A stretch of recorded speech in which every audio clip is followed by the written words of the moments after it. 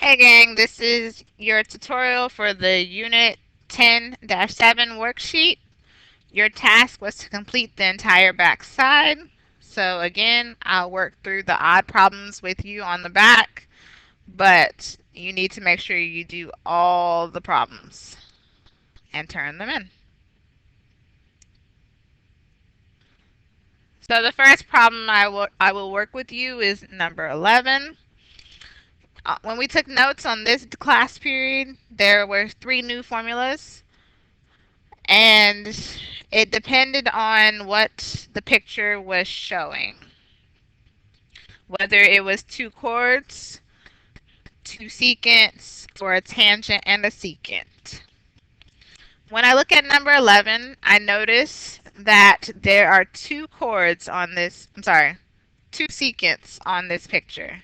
The secants are QN and AN.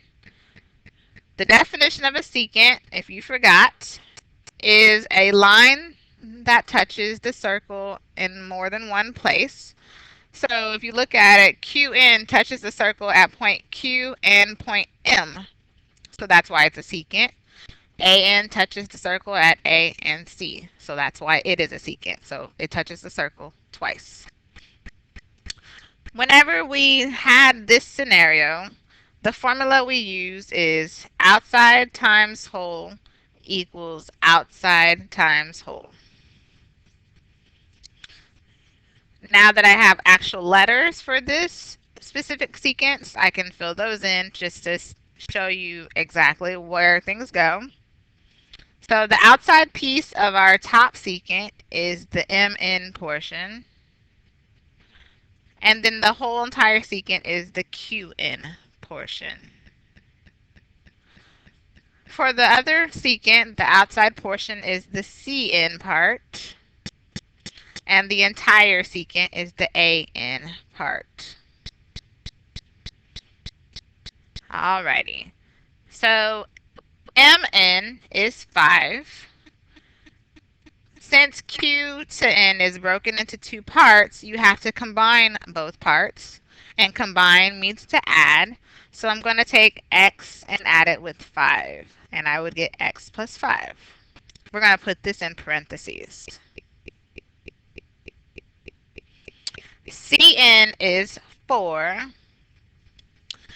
AN again is broken into 2 parts.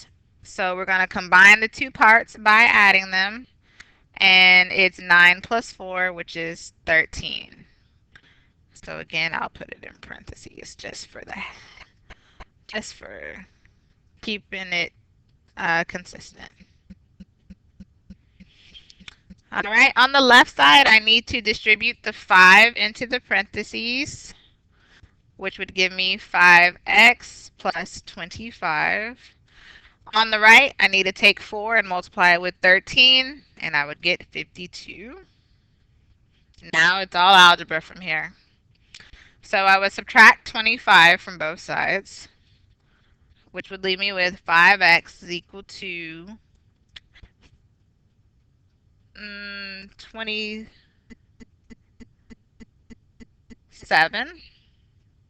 Is it 27?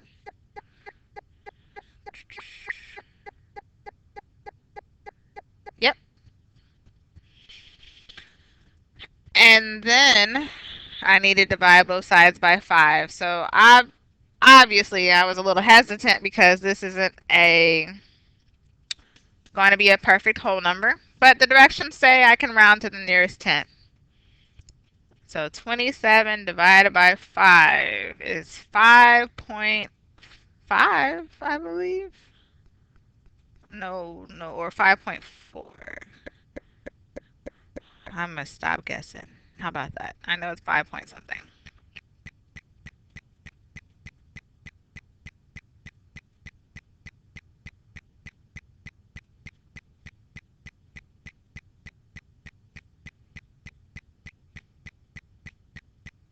5.4.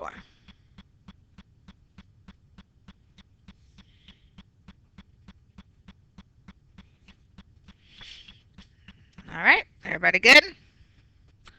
Well, let's move on. to number 13.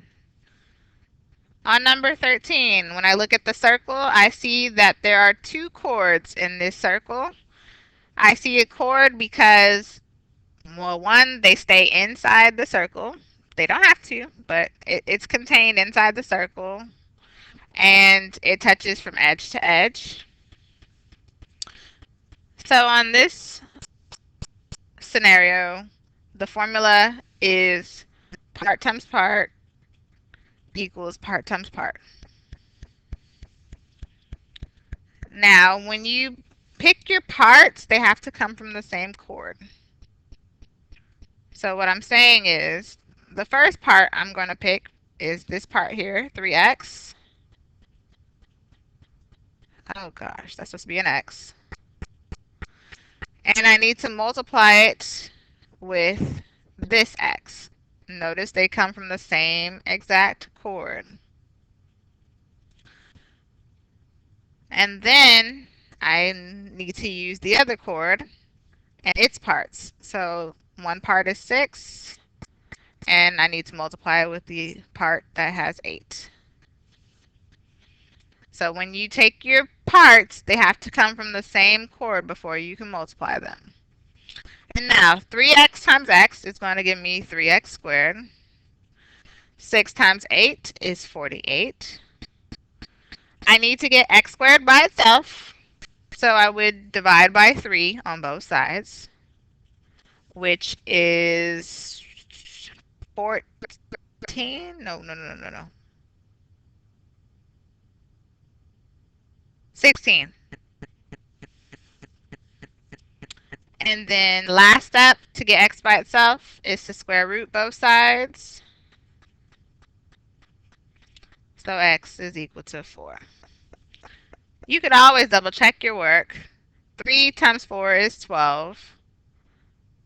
4, if x is 4, so that'd be 12 times 4. And 12 times 4 is 48. 6 times 8 is already 48. So yes, that is true. That works.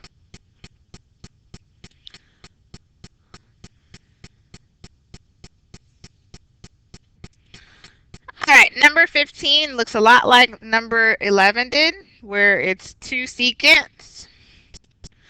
So again, this is another example of outside times whole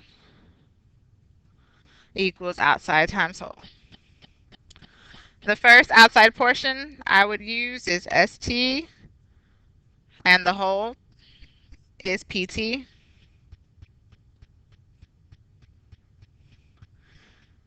The second outside portion is QT,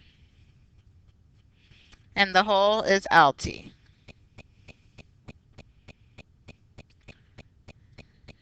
Now ST is 8, and from P to T, it's 8 plus 2, which is 10.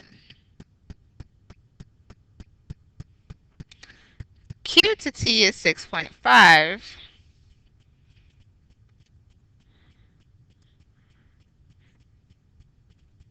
And L to T, again we're combining, is x plus 6.5.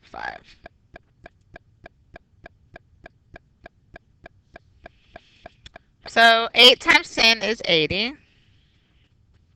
On the right, we need to distribute the 6.5 with x is 6.5x, and with itself.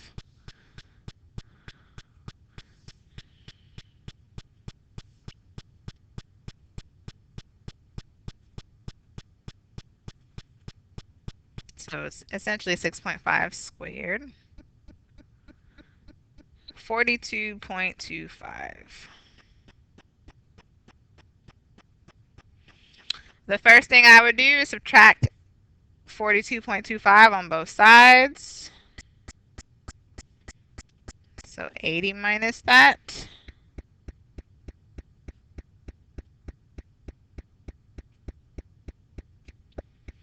You get 37.75.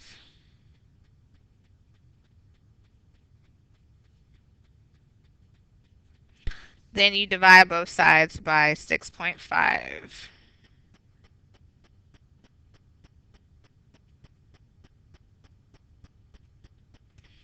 And it's about 5.8 if you're rounding to the nearest tenth.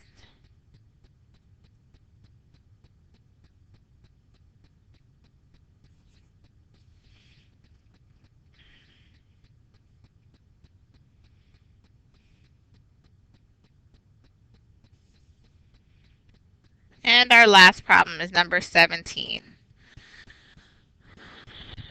Now on 17, we do have two chords, but one of the chords is a special chord because it's going through the center. And that special chord is also known as a diameter. And as you can see from the picture, anytime a diameter intersects a chord, it's perpendicular to it. So that's why we have a 90-degree angle. So I'm not going to approach this problem like I did the previous two chord situation. On this one, I need to go back to what we learned in section 10-3 of our textbook, which was day 2 of our notes. For those who took very good notes. But you need to draw a radius on the circle that touches the chord. So I'm going to draw my radius right here. And if I look at my circle, every radius on this circle should be 7 units because I see another radius right here. So I'm going to label the radius I just drew 7. So this is a right triangle where the hypotenuse is 7. The left side is x. Now the bottom side is going to be whatever the radius is minus 2 because the little portion, that little piece right here behind the chord is 2. So that means this has to be 5 if the whole thing is supposed to be 7. So again, I have a right triangle where this is 7, the hypotenuse, this is 5, and this is x. So since I have a right triangle with two provided sides, I'm going to use Pythagorean's theorem. A squared plus b squared equals c squared. And since I have the hypotenuse, I have c. I'm looking for either a or b, but let's say it's b. It doesn't matter. So a is 5. Again, c is 7.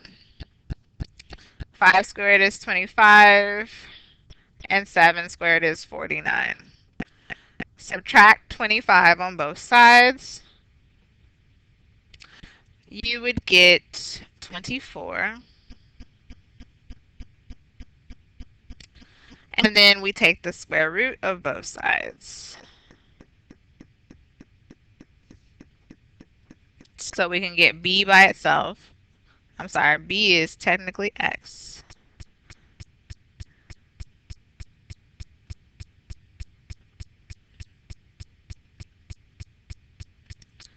All right, so x is equal to the square root of 24, which is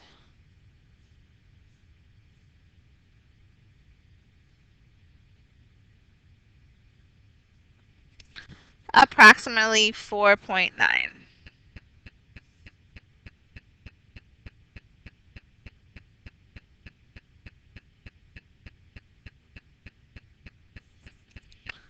Alrighty, this concludes your tutorial for this lesson. Good luck on completing the rest on your own.